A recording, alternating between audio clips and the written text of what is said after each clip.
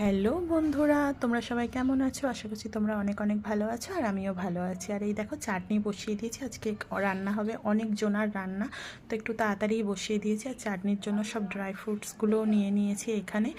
আর কড়াতে চাটনিটা বসিয়ে দিয়েছি, টমেটো নুন দিয়ে ঢাকা দিয়ে দিয়েছিলাম, দেখতেই পাচ্ছ একদম গলে গেছে। এতে কিন্তু একদম জল দিইনি, এরপরেই চিনিটা দিয়ে দিলাম। আর এই খাওয়া দাওয়াটা হচ্ছে ভাইফোঁটার খাওয়া দাওয়া। ভাইফোঁটার সময় যেহেতু আমরা এখানে ছিলাম না, ওই জন্য ননদ সব বাজার টাজার করে দিয়েছে। বলছে এত কিছু রান্না তো আমি করতে পারবো না একা, ছোট বাচ্চা নিয়ে, ওই জন্য তোমরাই করো। তো ওই আসবে আমাদের বাড়িতে, এই জন্য রাইসের চালটাও ভিজিয়ে দিয়েছি। আর এদিকে গাজর বিনস সব কেটে রেডি করে নিয়েছি।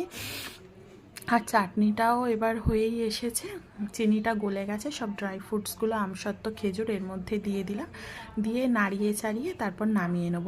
এটা নামানোর সময় কিন্তু আর একটা জিনিস দেবো, চাটনিটা যখন হয়ে যাবে তখন একটা পাতিলেবু কেটে হাফ পাতিলেবুর রসটা এই চাটনির মধ্যে দিয়ে দেবো। খুব